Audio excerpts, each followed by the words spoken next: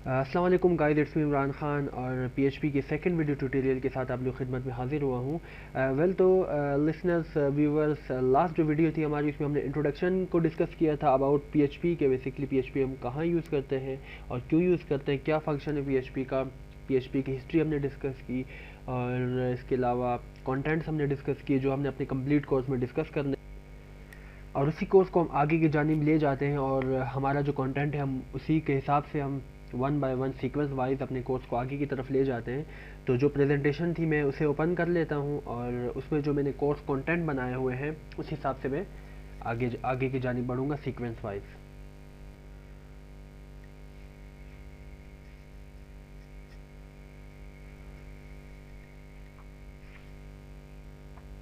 Okay, तो ये हमारे पास कोर्स कंटेंट है जिसमें सबसे पहली जो चीज़ हमारे पास आती है वो है इंस्टॉलेशन ऑफ जैम्प।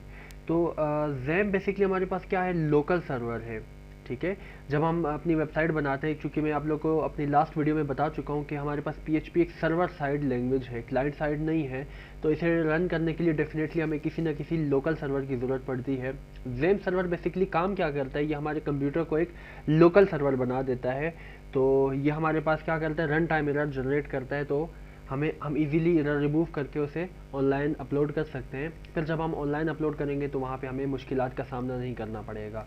तो ये बेसिकली हमारे कंप्यूटर को एक लोकल सर्वर बना देता है। तो इंस्टॉलेशन ऑफ जैम्प हम पढ़ते हैं। सबसे पहले इंस्टॉलेशन, तो इसमें कोई मुश्किल बात नहीं। इंस्टॉलेशन किस तरह होती है, जिस तरह हर सॉफ्टवेयर की इंस्टॉलेशन होती है। आप गूगल में चले जाएँ, गूगल में आप जैम्प सर्वर लिखें और उसका लेटेस्ट वर्जन आप लोग डाउनलोड कर लें।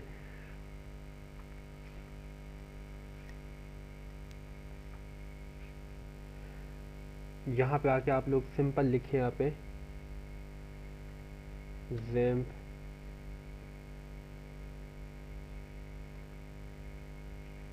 ठीक है, ये आपके पास आ रही है पहली पहली link, XAMPP server download XAMPP.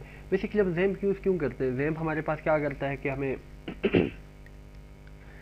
All in one features हमें देता है। इसमें तमाम फीचर्स हमारे पास ऑल इन वन है। अब कैसे, हम अभी इसको देखते हैं। ठीक है, यहाँ से आप लोग डाउनलोड कर लीजिएगा विंडोज़ के लिए। ठीक है, यहाँ पे ये लिखा हुआ है जैम्प।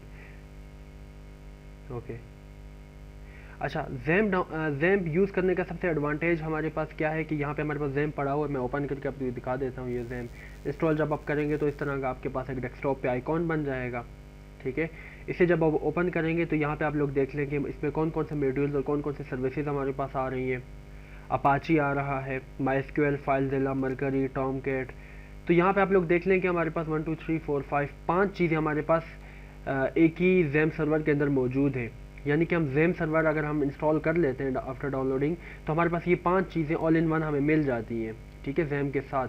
तो यहाँ से सिंपल हम इसे स्टार्ट करके यूज़ कर सकते हैं हम। तो ये हमारे पास एक सबसे बड़ा एडवांटेज है जैम्प का, जो बाकी सर्वर्स में हमारे पास नहीं। एल्स आप इसके अलावा वैम भी यूज़ कर सकते हैं। ठीक है, लेकिन उसके लिए फिर अपाची, माइस्क्यूएल, फाइलज़िला अलग से आपको इंस्टॉल करने पड़ेंगे। ठीक है, अच्छा, जैम्प के लिए फिर आपको क्या करना होगा, अपाची को आपको स्टार्ट करना होगा। ठीक है, माइस्क्यूएल को आपको स्टार्ट करना होगा।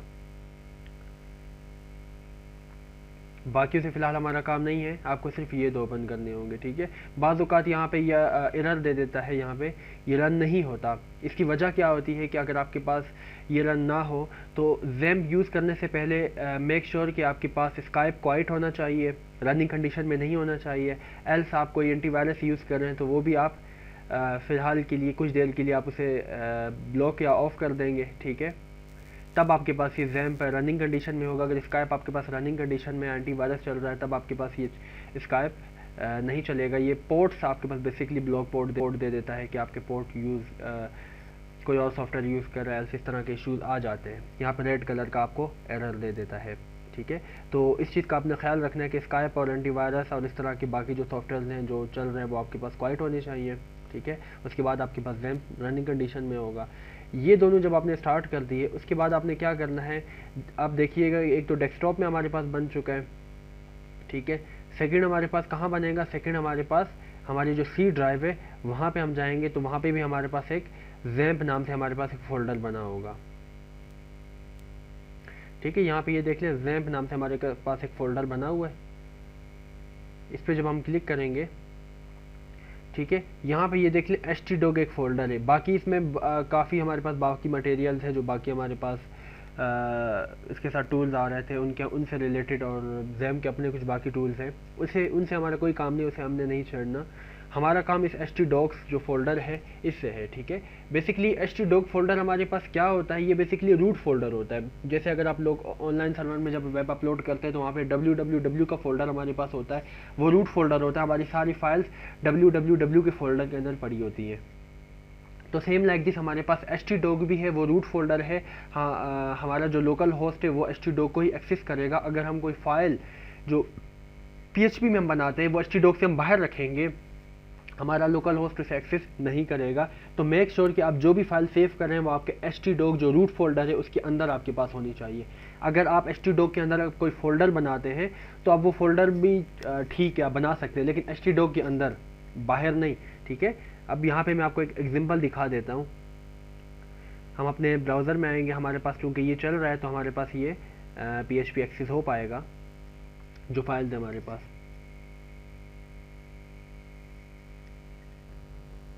अब यहाँ पे आके हम क्या करेंगे, यहाँ पे आके हमने अपने ब्राउज़र में यहाँ पे लोकल होस्ट हमने लिखना है, बेसिकली जो हमारा ऑनलाइन सर्वर है। यहाँ हम अपना लोकल होस्ट लिखेंगे।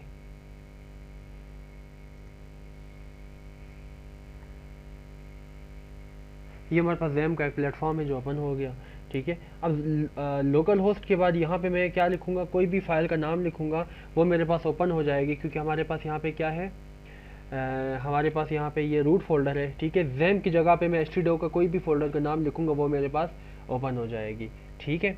अगर लाइक मैं फॉर एग्जांपल htdoc के अंदर कोई फोल्डर बनाता हूँ, ABC के नाम से मैंने कोई फोल्डर बना दिया htdoc के अंदर, ठीक है। लोकल होस्ट के बाद जो स्लैश है हमारे पास वो htdoc को ही एक्सेस करेगा जो htdoc के अंदर फाइल है, ठीक है। अब इन केस मैंने htdoc के अंदर एक फोल्डर बनाया ABC के नाम से, उस ABC के अंदर मैंने कोई एक फाइल रखी हुई है, ठीक है। ABC के अंदर मैंने index.php की फाइल रखी है।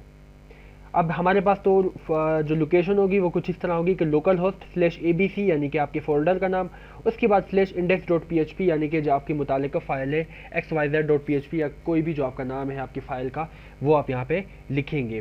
तो ये बेसिकली हमारे पास एक तरीका होता है, ठीक है। अब हमने क्या करना है, अब हमने ये करना है कि आप लोग के पास एक तो ज़ेन सर्वर होना चाहिए, सेकंड आप लोगों के पास कोई भी एडिटर होना चाहिए। नोटपैड++ है, ड्रीमवीवर है, ये लाजमी नहीं है कि आप लोग नोटपैड++ यूज़ करें, कुछ भी यूज़ करें, ठीक है। कोई भी एडिटर आपके पास होना चाहिए, आप उसमें कोडिंग लिख सके जो आप लोग को बेहतर लगता है, ठीक है। मैं ये सबलाइम यूज़ कर रहा हूँ, आप लोग कुछ भी यहाँ पे यूज़ करें, ठीक है। न्यू फाइल, ठीक है। अब यहाँ पे आप लोग ने एक चीज़ का ख्याल रखना है, हम एक सिंटैक्स अब हम डिस्कस कर रहे हैं PHP का। यहाँ पे जिस चीज़ का आपको ख्याल रखना है वो ये कि हम एक पूरा पेज नहीं बना सकते PHP में HTML की हेल्प के बगैर, मतलब एक डिज़ाइन नहीं कर सकते हम PHP में, उसके लिए हमें डेफिनेटली HTML की हेल्प की ज़रूरत पड़ेगी, ठीक है। तो मैं आप लोग को एक सिंटैक्स बता देता हूँ यहाँ पे।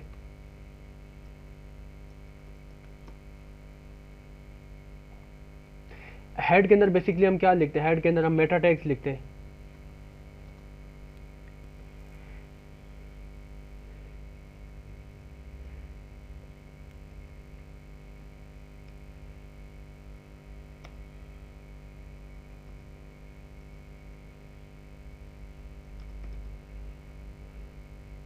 ठीक है। ये हम बेसिकली मेटा टैग्स यूज़ करते हैं हेड के सेक्शन के अंदर। उसके बाद हम क्या यूज़ करेंगे, सिंपल मैं आपको एक सिंटैक्स बता रहा हूँ, बॉडी,